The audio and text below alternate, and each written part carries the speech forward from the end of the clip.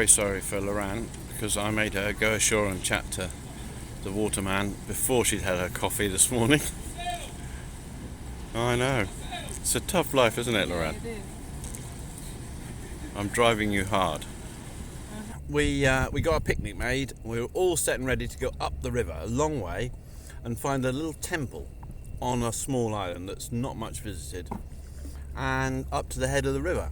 Sounds really exciting. So I said, well, let's just pop up to the Garda office and say to them we're going up the river, and because their outboard wouldn't start on their little boat this morning, so if any of the guys want to lift up with us, doing a bit of patrol or anything, whatever they do up there, we'll take them up. So we wandered up to see him. What happened, Mathilde? Well, we discovered why no one was going to the little temple. It's in the middle of what they call a barrio, so which is like the same as a favela in Brazilian, like a bad slum dog quarter, like.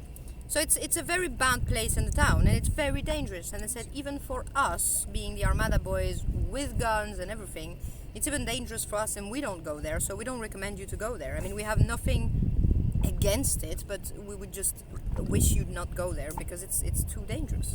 So our plan got a bit cancelled. And then Laurent, what did we decide to do since our plan got cancelled? Well, we went in the east side, right? Yep. Yeah. Exploring. We found the sugar factory chemical in the waters. It's actually the west side, but okay. yeah. Yeah. All right. Well, we went outside of the river. And I was first. taking pictures. Then I put my phone back in the dry bag, but just on the side, it wasn't really in the dry bag. And then what happened, Mathilde? I raised the dry bag to see, to sit. But I didn't tip it overboard. I just put it up to put it here on the side, and I heard the proof. So Laurent doesn't have a phone. Oh, yeah, I don't have a phone anymore, but it's fine. It's gonna teach me a lesson to put my stuff in my bag first before. Yeah. Put them in the dry bag. Why would you not do that? I don't know. just chuck it there to be thrown away. Yeah, so it's weird. my fault. Just put it in your bag, safe, secure. I'll do that next time. Yeah. But anyway, it's good to live without phone for a bit. Yeah. Yeah, it's a good It's a lesson. beautiful day, the sun is shining, and now we've come back down the coast from the factory, which I'm going to show you where it is. It's got the big chimneys on it in front of us, belching smoke. When we were up there, the water was jet black and full of debris from the sugarcane crushing, processing, whatever they do factory. Now we come down a few yards down the coast, the water's clear again. And we're having a picnic. And we're having a picnic, drifting on the ocean. In the middle of the Caribbean Sea. Yeah, it's fantastic. Like, life raft. Yeah, it's cool. And we have pepper, which is very good. You want this? No, thank you. You need to eat vegetables, John. Yeah.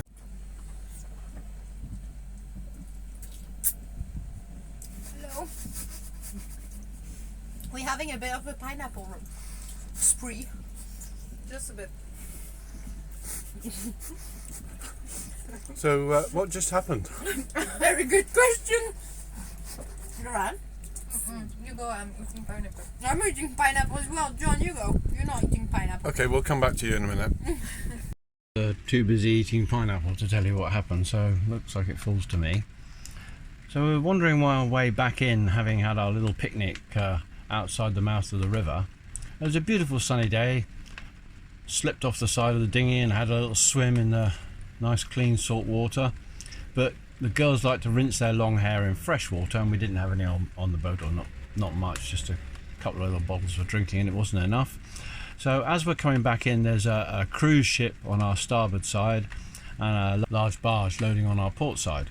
So we're toddling our way in the little tender, and there's some guys cleaning the glass balconies on the cruise ship, so the girls are shouting up to spray them with the hose pipes. Well, unfortunately their hose pipes were pretty rubbish and they wouldn't reach, and by now we'd kind of motored past the cruise ship and past the barge. So I said, well, let's turn around and go back and ask the guys. There's some guys on that barge, I bet they've got a hose pipe or something there.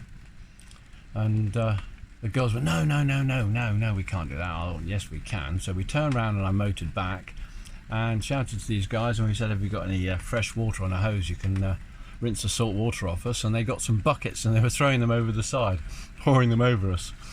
And it was quite a laugh and a joke, bit of banter went on. They said, look, come on board.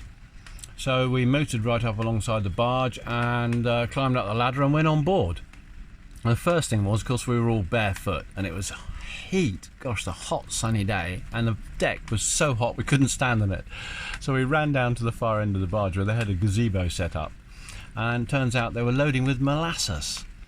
And it was really interesting. They showed us all the process, and these boys had come up from Santo Domingo.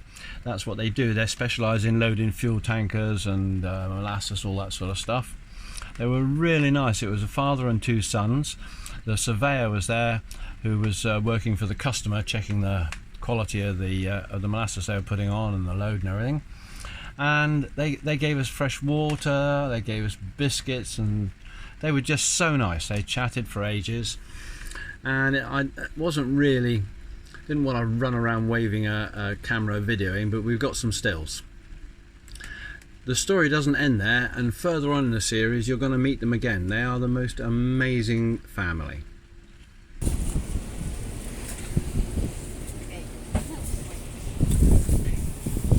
Okay, so let me just explain the scenario here. We've put the hammock up across the saloon. I'm not sure if the fasting's going to work.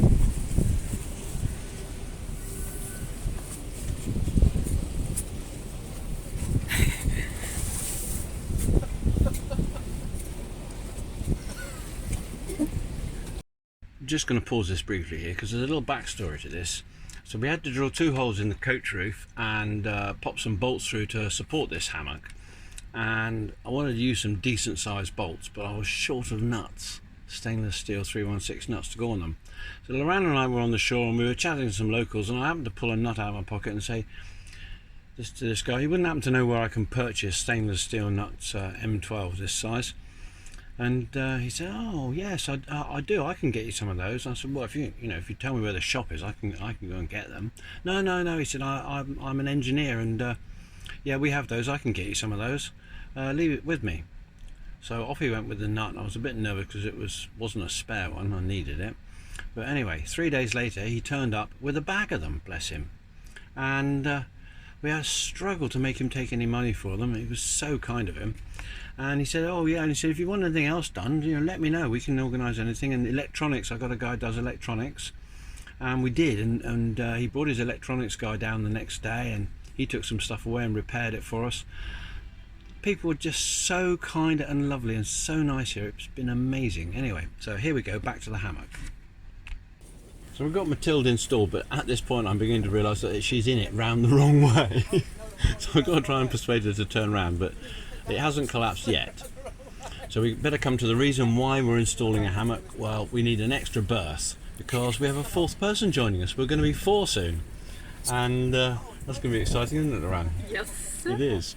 So this is going to provide an extra berth. We're not going to be 4 for a huge amount of time, but we will be for a few weeks, and we'll see who's going to get the hammock. I think I know who's going to win the battle, but Lorraine is saying that she's sleeping in it at the moment. It's going to be her berth. Yeah, for now. Well, I'm not sure you're right. We'll see who wins. Matilda's saying it's going to be hers. The girls are telling me that I can't sleep in it. Already. Oh, Matilda's lost already, has Yeah, she? she has no hope of sleeping in it. Okay, well, I'm going to fight you for it, and we'll see who wins. We'll keep you updated about our new crew member arriving, and it'll be in an episode very soon.